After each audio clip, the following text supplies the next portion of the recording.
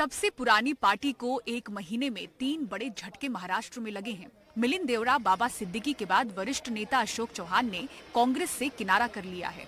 अगला सफर क्या होगा, इस पर चुप्पी साधे हैं। मैंने अभी तक कोई भी पार्टी में शामिल होने का फैसला नहीं लिया है। मेरे सामने अभी 2 दिन बाकी है। 2 दिन के बाद मैं मेरी जो राजनीतिक भूमिका है वो स्पष्ट करूंगा। हर चीज की कोई वजह बताई नहीं जाती है और मैं कभी भी पार्टी के इंटरनल मैटर्स को चौराहे पे रखने वाला आदमी नहीं हूं। जब तक था पार्टी का, ईमानदारी से कल तक मैं प्रदेश कांग्रेस में मीटिंग में हाजिर था। मैंने कोई भी विधायक से बात नहीं की है। Let me be very clear, I have not talk to a single MLA of the Congress party. मेरा ये इंटेंशन नहीं है। कांग्रेस कहती है कि वो समझ नहीं पा रही एक एक करके उनके नेता क्यों टूट रहे हैं। कल हम लोग क्योंकि कोर कमेटी की बैठक थी तिलक भवन में, आने वाले लोकसभा राज्यसभा के चुनाव की रणनीति और पार्टी का होने वाला जो अधिवेशन है उस तमाम सारी चीज़ों को लेके लंबी चर्चा सारा दिन कल चलती रही है और उस सभी चर्चा में उन्होंने भाग लिया। और अचानक आज सवेरे इस तरह की खबर सुनने के बाद में काफ़ी दुख हुआ है और धक्का लगा है। ऐसी क्या मजबूरी थी जो ये कदम उनको उठाना पड़ा? मनाने की कोशिश नहीं हुई सर अशोक जी? नहीं, कोई जब शिकायत ही नहीं हुई तो मनाने की जब बात ही नहीं की उन्होंने, पता ही नहीं चल पाया कि वो क्यों ऐसा हो रहा है, क्योंकि कल सारा दिन साथ में ही थे, बैठकों में थे। बीजेपी अशोक चौहान के स्वागत को तैयार है। इस इशारे के साथ कि और भी नेता उसके संपर्क में हैं।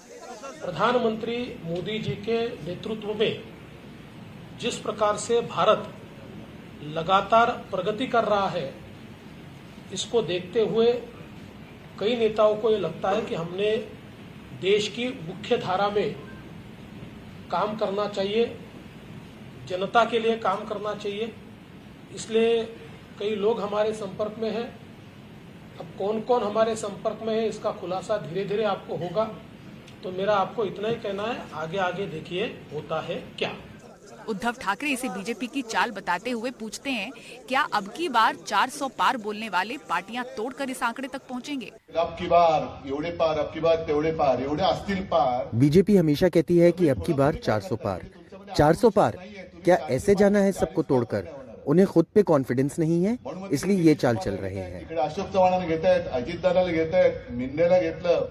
4 दिन पहले ही कांग्रेस छोड़कर अजीत गुट एनसीपी में आए बाबा सिद्दीकी अशोक चौहान को लेकर कहते हैं कि उन्हें इसकी पहले से ही खबर थी। बोला पार्टी को ऐसे झटके और मिलेंगे, इसलिए लाला लैंड पर पार्टी न रहे और फौरन एक्शन ले।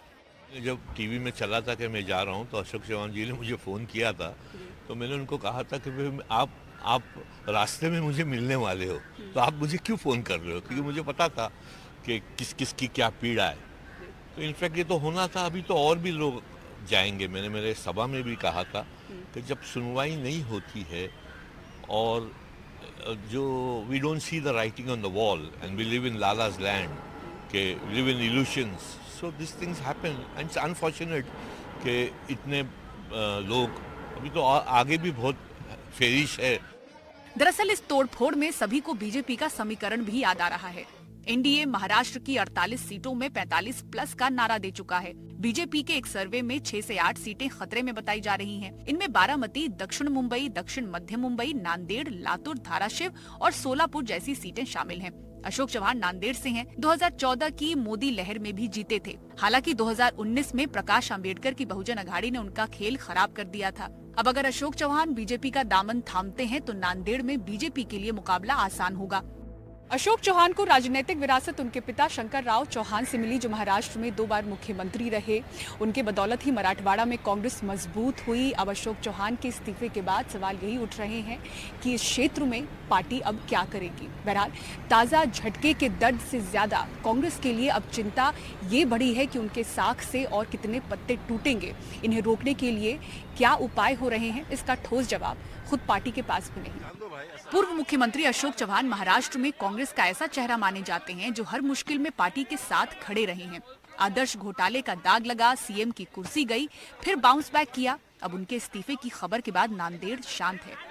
अशोक चौहान के इस्तीफे ने न केवल कांग्रेस पार्टी को झटका दिया है, बल्कि महाराष्ट्र में राज्यसभा की 27 फरवरी को जिन 6 सीटों पर चुनाव होना है, उनमें से कांग्रेस पार्टी की 1 सीट भी अब खटाई में पड़ गई है, क्योंकि सूत्र बताते हैं कि अशोक चौहान के साथ 12 से 14 विधायक जो है वो उनके करीब और उनके साथ जाने की तैयारी में है।